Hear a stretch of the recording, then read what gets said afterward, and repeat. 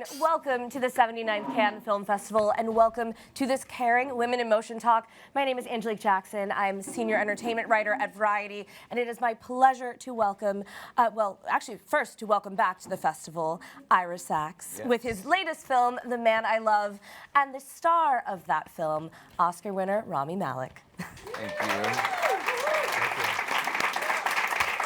Thank you.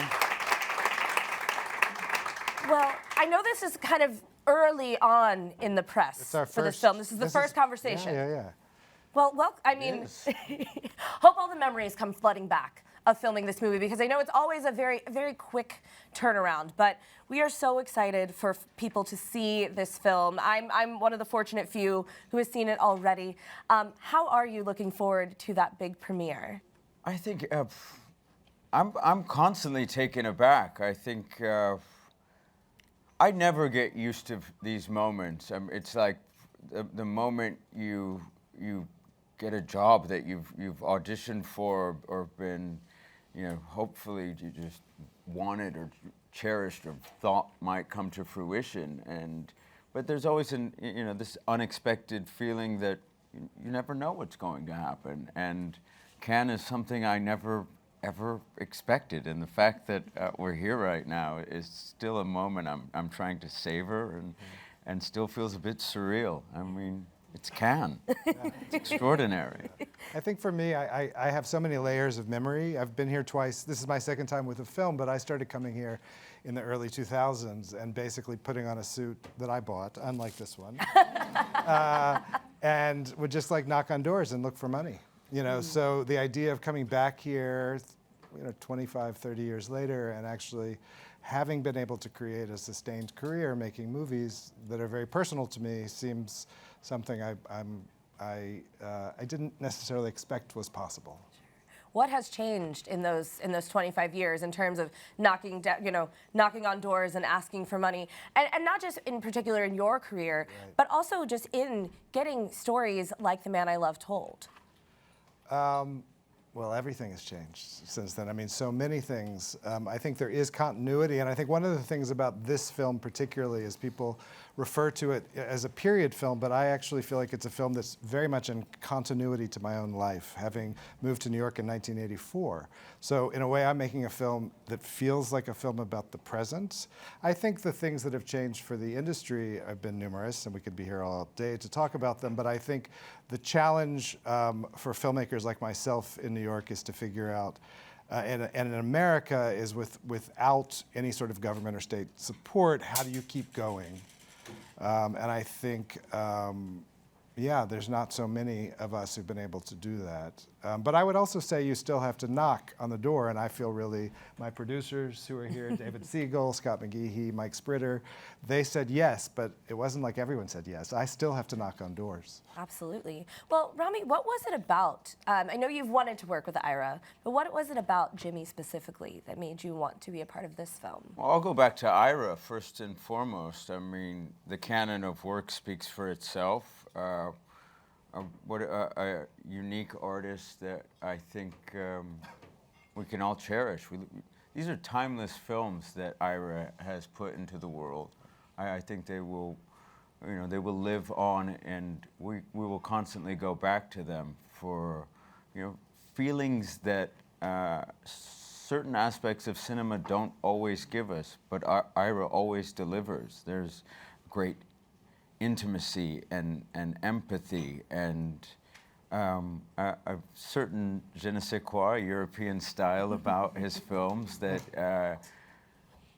not many American filmmakers can pull off so elegantly. But it's something that comes from the soul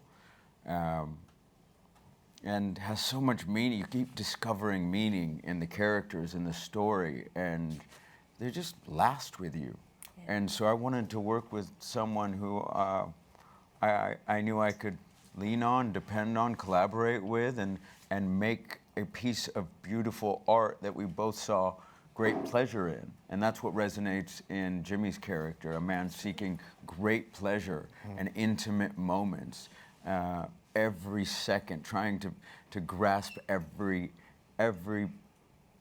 every ounce of that in his life, even though there is this sense that life may be fleeting, but pushing that away, as we all do at times. But this is a bit more grave.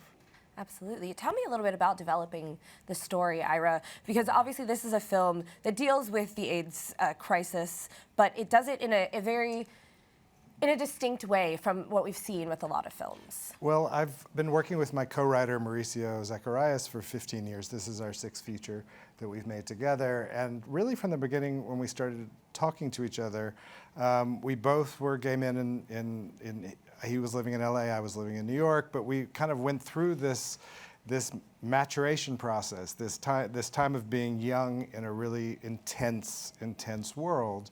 And we were trying to figure out how we might share that through a film, and it took a long time in a way to have the distance. I think what we came to is that we actually started a script that we got about halfway through and we're like, this is not the movie.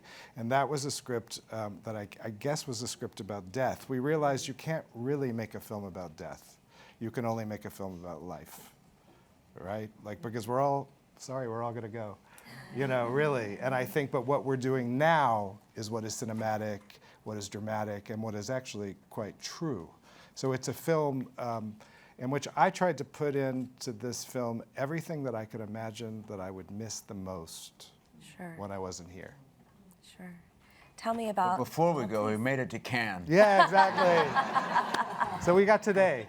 I mean, I will say that, I mean, just sitting here with Rami, I think our souls are in this film together. I mean, really in a significant way. And I think it's like we made this together. And I think there is no film without his performance, and also without him, literally bringing in everything that is a part of himself. And I guess we really were a mirror for each other in this film. Yeah, no. And the making of it. Truly. And I can say the same. I mean, Ira brought out a performance in me that I don't think I would give in another situation because of, I mean the belief, but Ira is definitely an actor's director among all the things that he can do, but we really did believe in each other. We did all the work ahead of time. We have constant conversations, and it was a beautiful collaboration to create before we were actually filming. We were properly creating and developing a relationship that would give us some type of ease to be able to speak to each other about almost anything. And we could, and we did. And even after the film, in post as well. Yeah. Well, because there are a lot of layers to this character. Obviously, you know, there is the being of Jimmy in terms of, you know, his emotionality and things like that, but then there's also learning, playing guitar and singing for the role. What did go into all of your process of finding who Jimmy is? Well, Ira gave me quite a bit of research. I mean, I don't know if there's a cinephile that can quite compete with Ira Sachs. So I was introduced to some great films. We watched Beau Travail, we watched a lot of Claire Denis, Fassbinder. I mean, you name it. Tell me more. Where do we go? The Mouth Agape? Yeah. I mean, I think for me, I try to figure out a language that we're experiencing together, but then really my job is to build a world. And that, you know, we really committed to making a New York film in New York City. And so a lot of my job was filling the world around Rami so that he didn't have to imagine this time or period. I mean, I think it's not New York for its exteriors in this movie, it's New York for its people. And the thing about New York is actually the people are still really great and really interesting and driven and unique. And I think that is kind of this ensemble that we built, that from people who are living in the 80s in the city, that's the part that they connect most to, I would say. Absolutely. But yeah, I mean, I was, you know, picking up a guitar to learn a song and may or may not have made the film.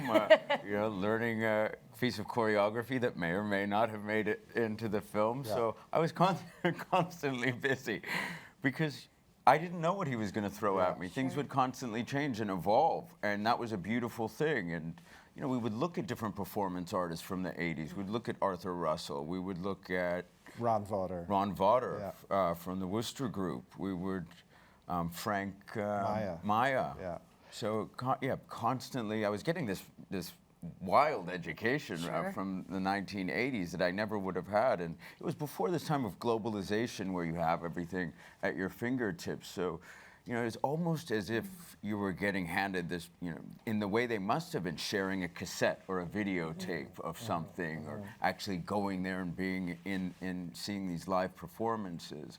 And what I loved about that is it kind of infiltrated the world around us in the design, the costume design. Megan Bowman created this incredible world that was very specific to that. She would bring up this concept of punk rock would be very different in New York rather than it was in San Francisco, and little nuances that you had to think about that you could bring into the character. I want to just quickly, for most of you who haven't seen the film, just to say that there is kind of this. There's many dramas in the film, but one of them is Rami plays a character who's a part of a theater group, and they're trying to put on one possibly last great show that he's going to star in. And so there is this kind of narrative, kind of suspense element to the film, which is really like, is the show going to go on? And I think for us, that gave us kind of a direction where we could, as I said, talk about what is possible, not about what is not impossible. And I think, so there's a theater world that he lives in. There's the world of his home. He's in a partnership with a character played by Tom Sturridge. There's a young guy who's come to New York, played by Luther Ford. There's some other relationships, things happen. Romantic entanglements. Exactly. But in some ways, it's a backstage theater drama. That's really, that's the genre, if you were going to call it one. Well, I actually would love to like All About Eve. Well, because this film is multi-genred, but obviously a key element here is the idea of queer cinema and the importance of queer storytelling. And I want to go back a moment to what we were talking about the knocking on doors. How have you seen the industry change? It's gotten worse. It's gotten worse. Please, go on.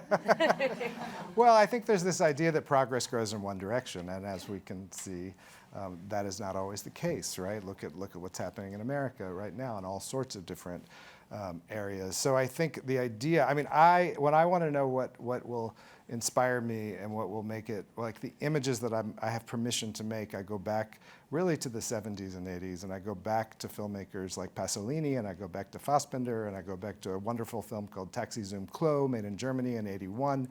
The images are like, they blow your mind. And I do show those all to Rami because we're allowed to make anything. But there is also in globalization a slimming of what seems allowed, right? Because everything needs to be translatable economically.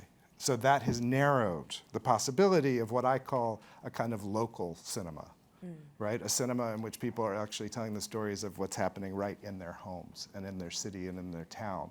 Because that's more difficult, and that's more difficult for gay people and queer people as well. Absolutely. And Rami, to you, that idea, you have been very unafraid to play queer characters. Quite famously, of course, there's one small movie that you were a part of.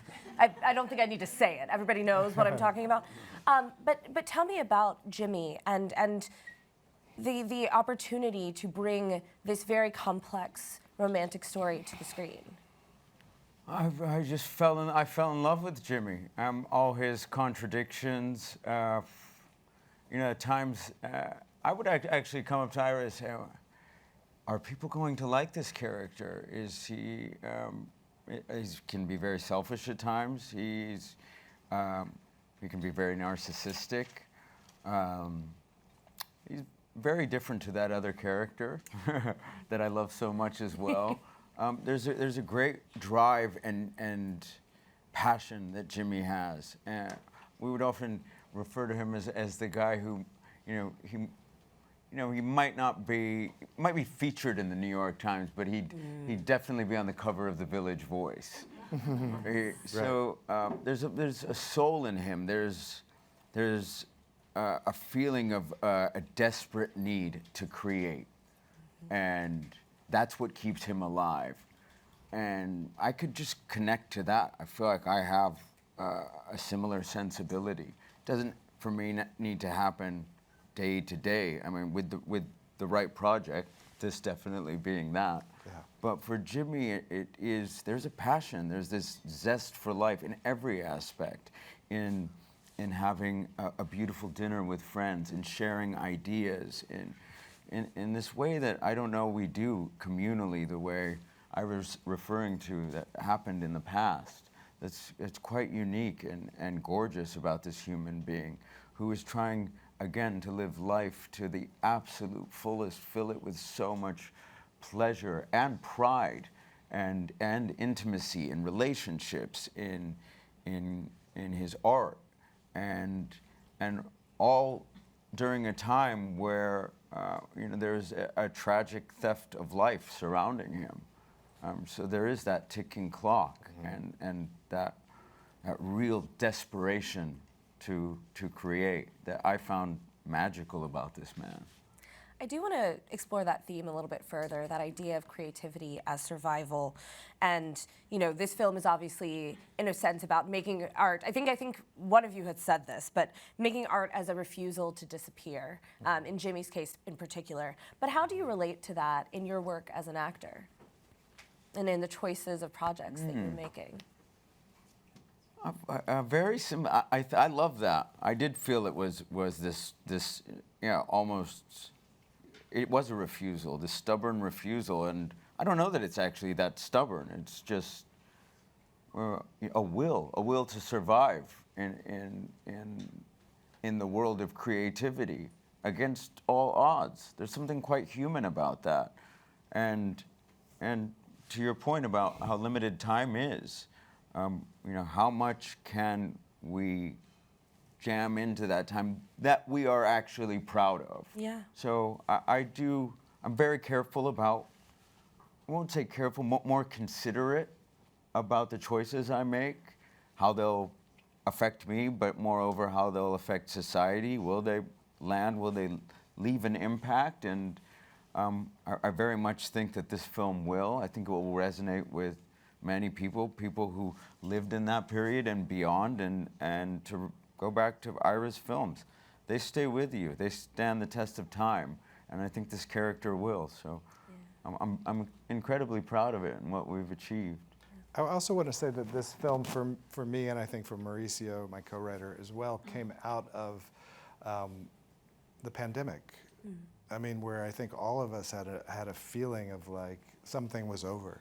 Right, like there was such a, and I think specifically for a lot of artists, there was this sense like, can we still make work?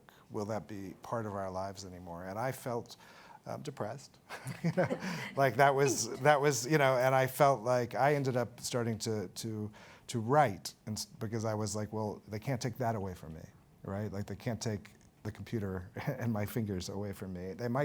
The world might take away cinema, but I think this idea that something that would connect me to myself through the creation of art felt very essential at that time. I'm just trying to imagine what Cannes was like in the late '80s and how it's changed, and like how people, like what restaurants were like, and how groups of people gathered, and how they talked to each other. Like it's sort of like, oh, I think someone was telling me that you'd learn about a party. This was maybe a little before that, by like a flyer that was on a wall at the press booth, like come to the party tonight. So like that's already such a different and in a way more tangible way of being together. So I hope everybody's having some of that here, a little bit, I mean, I'll just say, I feel like another film's bubbling. I feel like I feel another idea coming. There's always another film bubbling over here. Yeah. Well, I do want to go back to the performance element of this film. Really? Obviously, yes, I know. Obviously, everyone here has seen Bohemian Rhapsody, so we know that you can perform for mass audiences, but this required a different type of singing and a different type of performance, oftentimes very intimate. And of course, one of the most raw moments in this film is the performance of "Look What They've Done to My Son, Ma." Not to give anything away. I don't want to spoil it. We won't spoil too much. But Well, it's a pretty unknown song. Yes, so it's a song that no one's ever heard before. Right, yeah. But tell me about that idea of having to perform in this role, and what what went into singing a song like that? It can be quite nerve-wracking still. I mean, I remember maybe after the first take of that shot, I was wearing a shirt similar to this color, and it was soaked. And I'm not someone who usually sweats. And I was like, oh, okay, this is happening again. You better take a beat, step aside, calm down, and singing live in front of an audience. They're hearing it for the first time. And there's a beauty in that. There's a power in that. And I think that's something, again, that Ira wants to capture in every element of the film, something that is being created in the moment that just, happens to get captured in celluloid. So there is at times this simultaneous thing that's happening, and it's, this adrenaline rush, but this actual trepidation. But I feel like in those moments, I love to rise to the occasion. Sometimes it happens on the first take, sometimes it happens on our fifth take, sometimes it ends up on the cutting room floor. But I do enjoy performing. I guess that's why I'm here. But there's a very raw element to the music in this. Picking up a guitar, not playing it perfectly. You can hear that in the film, and I think it gives it a particular feeling of authenticity that you don't often see in film. I want to just add one thing. As we started, I work with an editor named Afonso Gonçalves, and we've been working together for 30 years. And when we were in the cutting room, one thing that became apparent to us around the songs, and particularly Rami's performances, is that the songs become a form of dialogue. And I think then you know that they're really working for the film. They're not about the song. They're about how the song connects the character to the other people in the room and to the audience. And it's a different kind of song than in that other film, right? Which is something which is around popular music, which is its own beautiful thing. But this is really a kind of film, and in that way I think about, I think about what I love about Judy Garland in A Star Is Born, and what I love about Ida Lupino in the original The Man I Love, is that the songs become language between people.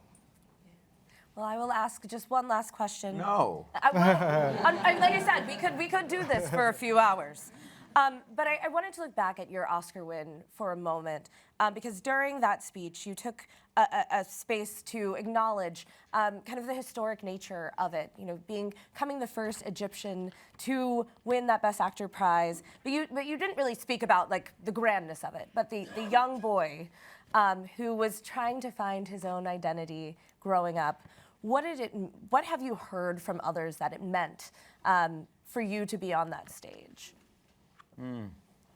Well, I think that's one of the greatest achievements of receiving that award is the hope that it's imbued in so many people all over the world, especially where my family's from, in Egypt and the surrounding neighborhood countries, but all over the world. I think people can relate with what it feels like to be an immigrant or first generation citizen in any country, and that comes with some weight. So to be able to connect to that accomplishment in some way, and hopefully inspire anyone, young people, people my age, people even who still trying to figure things out in their life, fills me with some sense of pride that is, it's greater than even doing the work itself. For me, it's something I take more pride in. I thank my mom on that stage, and I continue to thank the people that helped me get there. All the great casting directors that helped me along the way. Cassandra Koulikoudis won an Oscar, and she put me in The Master when I was younger. Francine Maisler was nominated this year. I remember auditioning for her. While we're here, I think about all these I was on the carpet for Kering, and I was asked, women who I admire, and my mother's name came up immediately. But I thought about, makeup designer Jan Sewell that I've worked with for a number of years now. Faye DeBremaker is here. Jan is someone who has, she brings such authorship and intelligence and architecture to a film that sometimes I can count on someone like that in the way I can a director. And so there's so many women that I find as the majority of my mentors in life. That I could continue to speak to. Ellen Mirojnick as a costume designer. I've done 2 films with Ruth Carter. All these incredible women that I think have helped shaped me as a human being throughout my life that I'd like to give a shout out to. The next time we do this, I think we should do it with our mothers. Oh. Like that would be pretty interesting, right? To have, because I actually think they're kind of here with us in a certain way. I mean, both our mothers are alive and well, and would be, I think, very proud, a little bit shy, but probably, I don't know, they would have their own take. I will say that when I first started working with Rami, he was on Zoom with his mother, and she said, "Take care of him. Take care of my son." She was very aggressive. She was like, "Take good care of my son." She was very aggressive. I was like, "Take it easy, I'm Mom." I'm gonna do it. Yeah. But I guess I sort of, I wish my mom was here. Yeah. Well, I will say in that you guys are very much fulfilling kind of the mission of Women in Motion, because it is about speaking, as the president of Cannes spoke to at the Kering dinner on Sunday night. Yes. That idea of speaking women's names in rooms where they are not in, and ensuring that that is the power that you have as the males in this industry to continue to elevate us. Yeah. So thank you so much. Thank you. Thank you. Thank you. Thank you all so much.